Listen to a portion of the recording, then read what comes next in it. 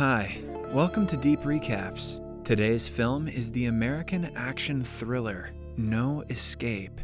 Spoilers ahead, watch out, and enjoy the ride. We begin in an unnamed Southeast Asian country, in the mansion of the Prime Minister. He's having a meeting with a foreign water supply company called Cardiff. After their meeting is done, the bodyguard takes the Cardiff representative away.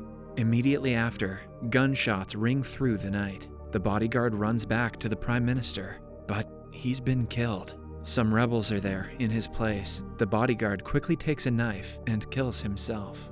We go back 17 hours earlier. Jack Dwyer is a civil engineer who is employed by Cardiff Water Company. He's moving to the South Asian country with his entire family for his new job there. At the airport, Cardiff forgets to send them a car, so a British tourist named Hammond gives him a lift. Hammond is being picked up by his longtime friend, who's such a huge fan of Kenny Rogers that he calls himself Kenny Rogers. At the hotel, their daughters, Lucy, the elder child, and Briegel, the younger one, already notice the faulty electricity and useless TV. Even the phone is not working. So, Jack goes down to the lobby where the receptionist says that the network in the whole city is gone due to some unknown reason. No phone, radio, or internet. That night, the sound of distant explosions wakes up Jack. He then goes to the bathroom, where he finds his wife Annie crying. She's really exhausted and scared of the way their family is struggling. The next day, the signals in the entire city are still down, so Jack goes out to the city to get some newspapers. Jack walks around town, fascinated by the different cultures and people there. However, the people stare back at him wherever he goes, as though he represents something evil. He finally reaches a store and buys an English-language newspaper. As he's leaving, he realizes that the street is being filled with the police militia on one side and what seems like rioters on the other. All the stores pull their shutters, leaving nowhere for Jack to escape to. And then the fighting begins. People are killed immediately as the two armies clash. Jack escapes into an alleyway. He dodges the rebels until he gets back to his hotel. Just as he's about to enter, he sees the rebels execute an American. Jack then nopes the hell out of there and runs away. The rebels see him and chase after him, but Jack climbs up a ladder and then drops it. Then he breaks the glass and enters. From inside, he sees the hotel staff trying to hold back the rebels, but they break through and start attacking the hotel staff. Jack finally reaches his suite and explains everything to Annie. Suddenly, he realizes that Lucy left for the swimming pool. So, Jack goes to find his daughter. Annie is dressing up Briegel when she hears noises coming from outside. She peeks through the peephole and sees some of the rebels attacking the people across the hall. When the rebels try to break through, Annie holds the door while holding back her tears. Elsewhere, Jack finally reaches Lucy, but the murderous rebels have also arrived. He blocks the door with a lifeguard tube and then carries Lucy away. As he's climbing back up, some rebels attack them. Thankfully, Hammond arrives just in time and stops them. He then commands that Jack go up to the roof. Jack quickly goes back to their room and takes everyone out, and the family climb up to the roof. The roof is filled with foreigners, guests staying at the hotel, and the hotel staff. Those that survived, anyway. The others inform them that the signals are still not working, and the Prime Minister was killed last night. Meanwhile, the rebels chant continuously, and a man translates that they're chanting, "Blood for water," revenge against the Americans who are taking the water companies away from the people of the country.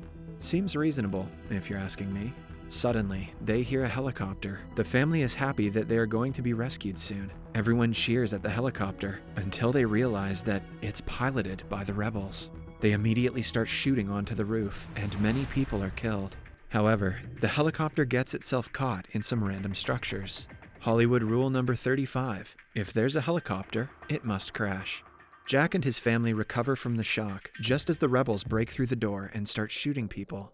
Jack takes Annie to the edge of a roof and tells her to jump across. Then he will throw the kids to her.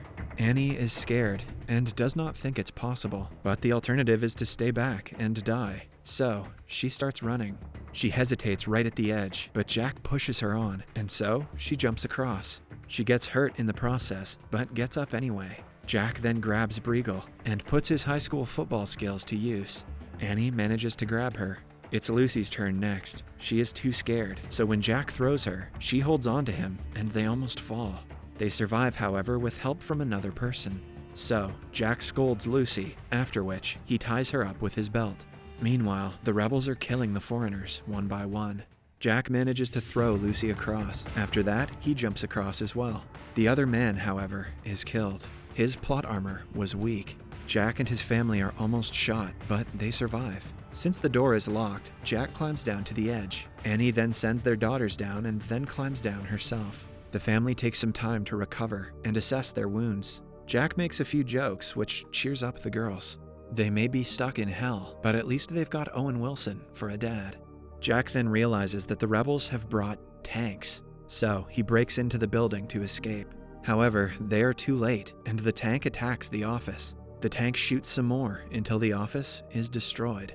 They hear the rebels outside, so the family hide inside a small nook, as some rebels come up and start attacking the employees. Thankfully, they do not notice Jack's family.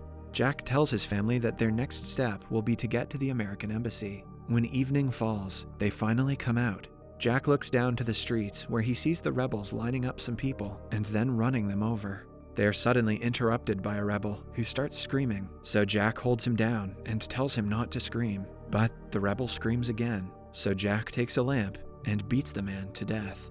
Annie sees this and is absolutely horrified, but they have to focus on surviving, and that's all that matters now. The family then puts on the rebel's clothes and takes his bike keys. Now disguised, they all drive away on that one bike.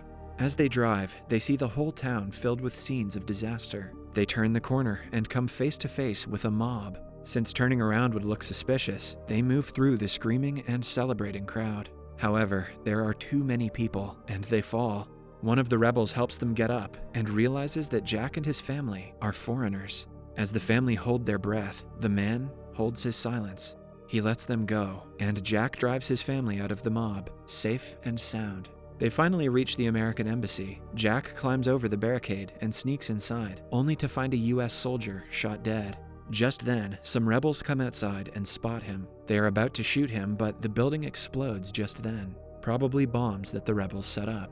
The family quickly run away until they come to a monastery. They break in, and the caretaker tries to push them out. Annie pleads with him, showing that they have children, so the old man puts them in some grass to hide them. As they wait anxiously, the rebels come in. They bully the old caretaker, demanding to know where the foreigners are. Jack sees one of them leave his gun. He goes to take it, while Annie tries to distract the man. She is immediately taken by the rebels. Jack quickly tries to shoot, but the rifle is empty. The rebels then beat the living daylights out of him. Just then, Hammond arrives, having also been taken hostage by a rebel. Then, out of nowhere, he shoots the people holding Jack and Annie, with a little help from the fake rebel, who is actually Kenny. At a time like this, you could find worse teammates than James fucking Bond, even if he's old. Hammond takes them to a safe spot on the top of a building. There, he feeds them a dish called Ken Chow chicken. He then takes Jack and Annie away and shows them the river. The Vietnamese border is a few miles downstream, and if they can sail there, they will get asylum. Annie goes to check on the girls, while Jack asks Hammond what he really does. Hammond reveals that he's a secret British operative.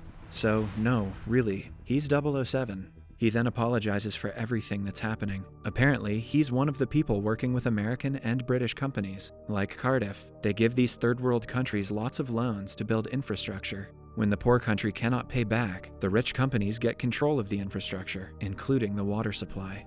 He admits that he's done things like this before, that he and his employers are not good people, and the rebels are just trying to protect their country and children from foreign takeover.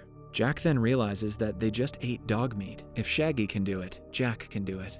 The family then goes to sleep, but are woken up by a gunfight. While Hammond and Kenny shoot at the rebel gun tower, Jack and the family escape. In the process, Kenny is killed, and Hammond is mortally wounded. Hammond still manages to take the family out to the road. However, his wounds are too much, and he collapses to the ground. He tells them to go, but Jack comes back for him. Nearby, Hammond sees a truck revving up, so he pretends to be dead, and Jack regretfully leaves him. Hammond wakes up from his act. With pure determination, he gets up and shoots directly at the driver, and then he dies like the badass he is. Goddamn, that was cool. Jack and the family reach the river. They almost run into some rebels, but manage to sneak under a house. Jack then goes to the river to get a boat. There, a local man tries to stop him, so Jack gives him his watch and his shoes in exchange. Just then, the rebels arrive, so the local man hides him under a boat. However, they still manage to find him. Jack tries to fight off their leader, but he is easily overpowered by them all. The leader then prepares to shoot him. Lucy is unable to watch all of this, so she runs out screaming, and the leader accidentally shoots Jack in the arm. The rebels grab Lucy, and the leader gives his gun to her, forcing the child to shoot her own father. Since the alternative is that Lucy will be killed, Jack calmly talks to her, telling her that it's okay, telling her to shoot him. Lucy cries uncontrollably, while the leader continuously screams at her. And Annie smacks him in the head. Jack quickly takes the gun from Lucy and shoots the remaining rebels, while Annie gives the rebel leader a new makeover. After that, the family pile onto the boat and row downriver. They paddle in the darkness for quite a while, but the rebels spot them and command them to stop. The family see the Vietnam border right in front of them, so they paddle anyways, ignoring the armed rebels. As they get close, the Vietnamese point their guns at them, commanding them to stop because they do not have permission to enter Vietnam. Annie grabs the two girls, while Jack steps to the front and yells at them not to shoot. The Vietnamese continuously command them to stop, but Jack and his family will not stop. Then, they cross the border, just like that. Immediately after, the Vietnamese turn their guns towards the rebels, saying that the boat is now in Vietnamese territory. If the rebels shoot Jack's family, it will be an act of war. The rebels from the other country are scared senseless and do nothing. Jack and his family are finally rescued by the Vietnamese. After some time, Jack is at the hospital, recovering from his shoulder wound. The family went through a lot. They were nearly killed multiple times. Jack even got shot, but they are safe, and that's all that matters.